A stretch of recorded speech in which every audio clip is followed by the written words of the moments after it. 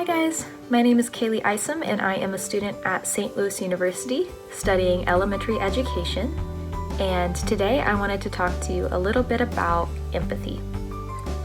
So in today's lesson, we're going to be going over what empathy is, what are the different types of empathy, how it applies to our own lives, how it makes us feel, what we can do to handle it, and then we're going to end with just a little relaxing activity to reflect on how empathy impacts our own lives. So I wanted to start real quick by just taking some deep breaths.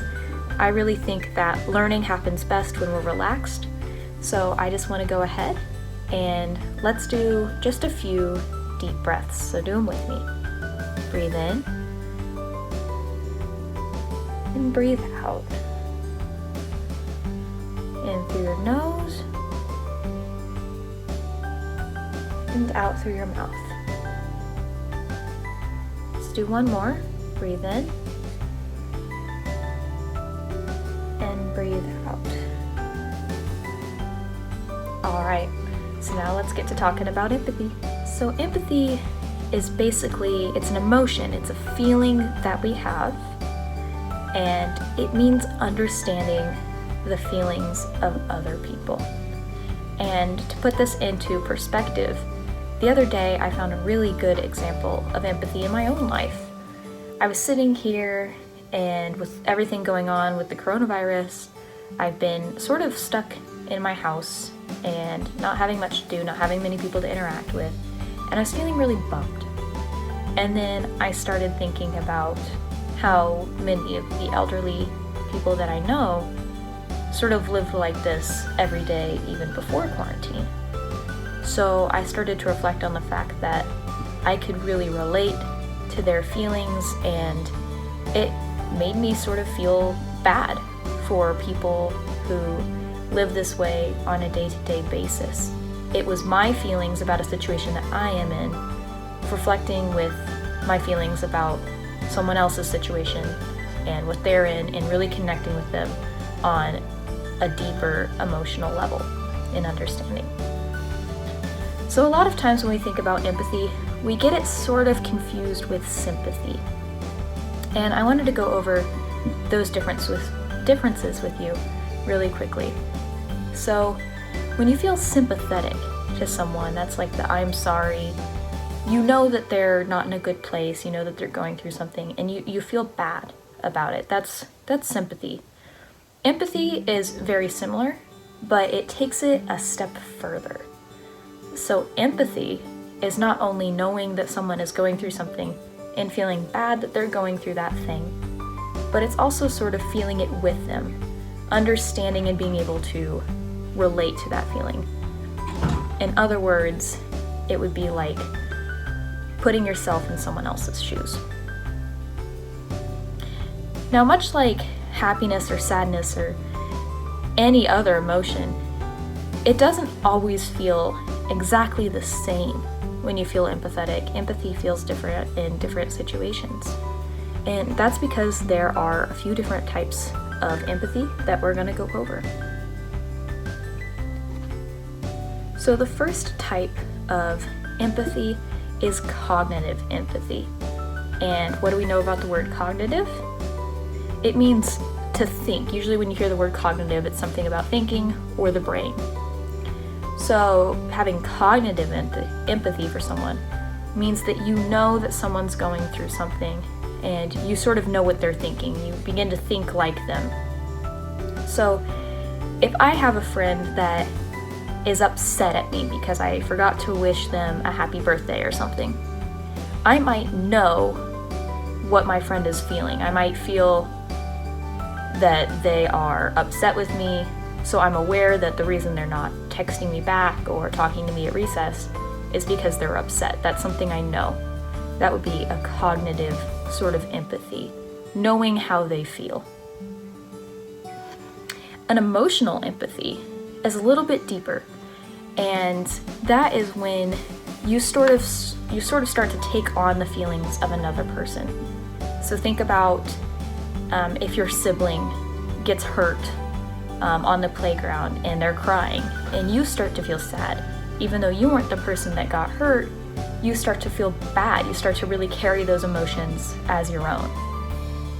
Similarly, on a brighter note, if one of my friends gets really, really good news, like maybe they get a job offer or something, I can feel really happy for them. I can take on that emotion as my own because I love that person. And when you love someone, you sort of start to feel their feelings as they are feeling them as well.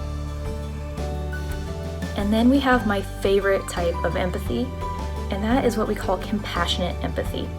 And it's a very beautiful combination of the two because it involves knowing that someone is going through something, knowing what they're going through and what they're feeling, and then kind of taking that emotion on in a way that motivates you to act on that feeling. So this would be like if I knew a friend that had a sick pet or a sick family member, and I just felt so bad that I was really moved to do something nice for them. So I sat there and maybe made them a card or brought them flowers. That would be compassionate empathy because I'm feeling and knowing what that person is feeling, and I'm motivated to do something about it and I'm acting on it. So that sort of leads into a little bit of a confusing question. Can empathy actually be a good thing? We talk about how empathy is sort of related to all these sad feelings, but could it be a good thing? Could it be a motivator? Take a couple seconds and just think. What do you think? What are your ideas? Can it be a good thing?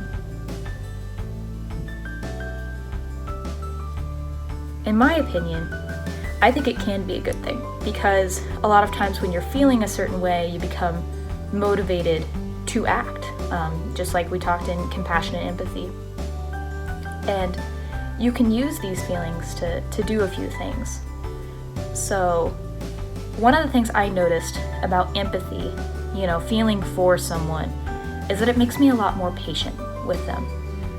The friend that we mentioned earlier that might be upset with you because maybe you forgot to wish her a happy birthday, you might understand how she's thinking. So instead of being mad that she won't talk to you, you're going to give her her space. You're going to be more patient with her because you understand where she's coming from, and that's so important. It's also really good to remind yourself that no one ever really goes through feelings alone. Usually if you're feeling something, if it's sad or if it's happy, someone is feeling those feelings with you. And I just think that is really beautiful and inspiring because sometimes when you're sad, you can feel really alone, like no one understands me. And the reality is, even if they haven't been there, they can still feel those feelings with you.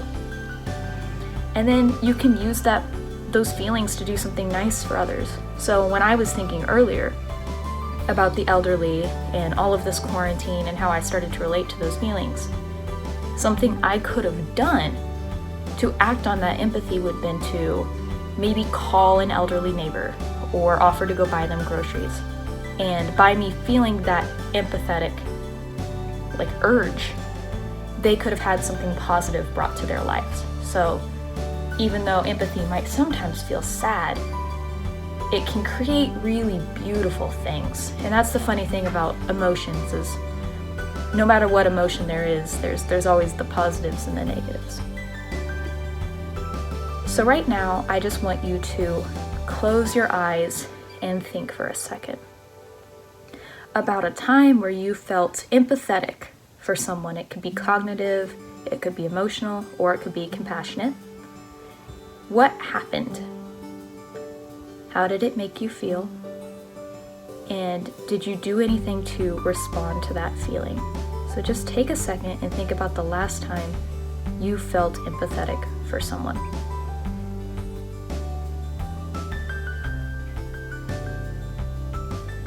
All right, so if you're not done thinking, you can pause the video. But if you are, we're gonna move on to just a quick little activity. So this activity today is something that's hopefully gonna calm you down and allow you to really reflect on what it means to be empathetic. One of the things that always calms me down and helps me to feel better is writing out my thoughts and my feelings. So that's what we're gonna do today. So I want you to set a timer for 5 minutes and pause the video. And during that time, I want you to just sit there with a pencil and paper and write about one of these little topics.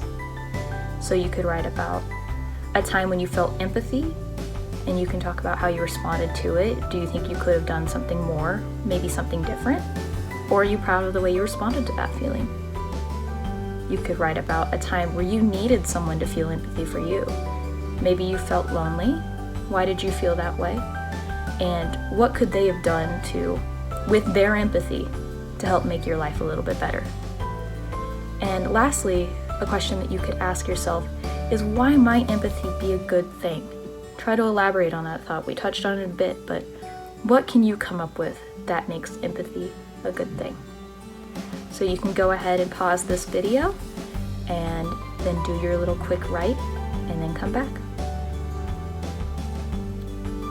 Alright guys, so I just wanted to say thank you so much for allowing me to talk to you a little bit about empathy. I think it's a really beautiful lesson to learn, and I hope you got something out of it. And next time you sit there and you start to feel that feeling, where you're understanding someone's emotions, you're feeling for them, you're motivated to do something, I really hope that you have a better grasp on what you might want to do. And lastly, just to leave you with this, I want you to remember that someone is always out there having empathy for you in everything that you go through. I hope you guys enjoyed this, and I hope you have a beautiful summer.